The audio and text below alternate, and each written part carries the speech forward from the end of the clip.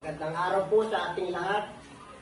Tayo po ngayon ay nandito sa tanggapan ng ating barangay Ilahang Ilasan. At dahilan mayroon tayong pag-uusapan sa tungkol sa dalawang taon na nandito ngayon na tumulog sa ating barangay. Pero bago po tayo mag-umpisa, tayo po muna ay manalangin at nasa ngayon ay mag-informal ang ating pag-uusap. Tayo po ay tumayo at manalangin. Panginoon, sa umagang ito, narito po kami, dinutulog namin ang aming lulutang sila problema na ang dalawang magkabila ay magkasundo at maging maayos at naway ang pagpapala at pagpapala sa sumami at karunungan para maging maayos ang paghatod sa bawat isa na kanilang mga problema. Ito Panginoon sa Panginoon. Maaari na po magsiupo ang lahat. Salamat po.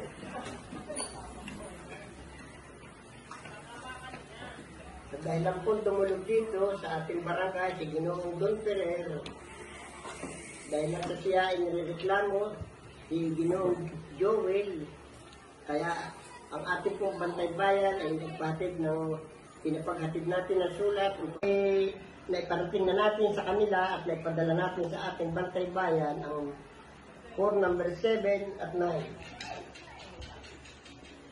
Opo, napahatid po namin ang sulat paabiso kahapon ng alas 10 ng umaga. At tinanggap po naman ito ni Ginoong Joel.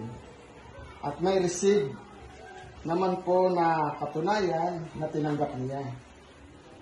Opo, totoo po. Ako po mismo nakatanggap ng sulat paabiso. Maraming salamat po.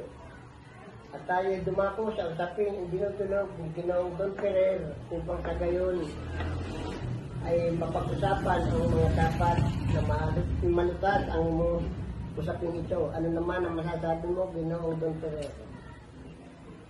Magandang umaga po, Kapitan, sa inyo lahat.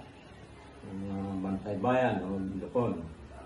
Narito po ako upang formal magreklamo kay Ginoong Joel Lacorte. Dahil nga po sa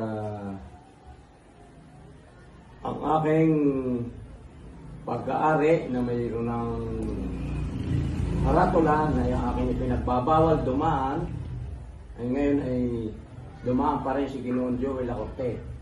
At mayroon nga po akong nasirang mga pananim na katulad po ng kamatis, pichay, okra, talong o ano pa man pong marang paong tanim. At siya po ay namuti pa ng kanya raw na iuulam. Ayun po ba naman ay makatuwiran o tama na hindi naman niya tanim at hindi niya pag-ari ay lumapastangan sa aking pribadong lupain. Ano naman ang masasabi mo, Ginoong Joel? Aminado po naman ako na doon ako dumadaan sa harap niya. So yung daan po kasi yun.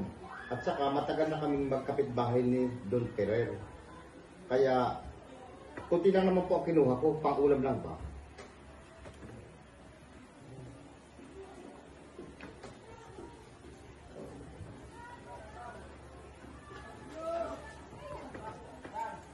Ito namang Don Ferrer, ano masasabi mo sa paliwanag ni Joey?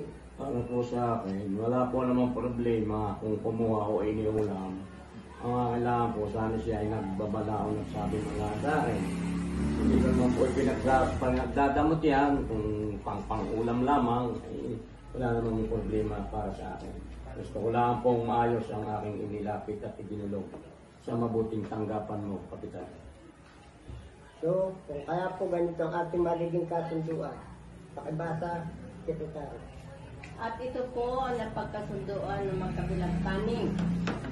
Itinala sa Form KIPI number 16.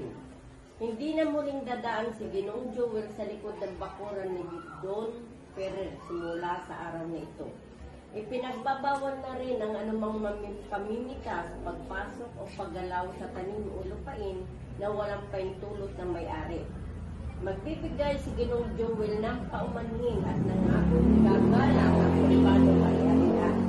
Kung sakaling maulit at magkaroon ng formal na blatter o posibleng isampa sa mas mataas na otoridad.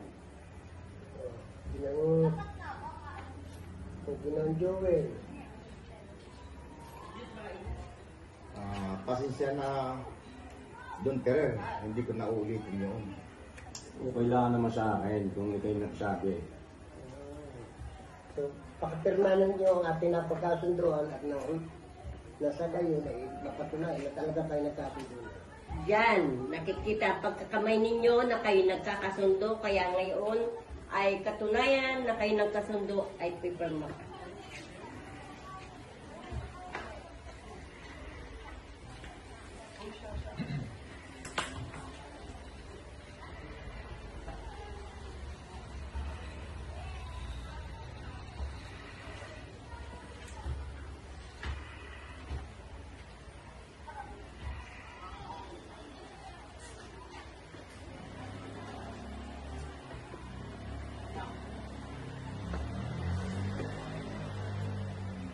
Wala naman ang ating inaasam dito sa ating barangay, ang laging magkasundo, ang magkabilang panig. Ngayon, magkamay kayo para sa katunayan na talaga kayo ay magkasundo na. Salamat, Joel. Hmm.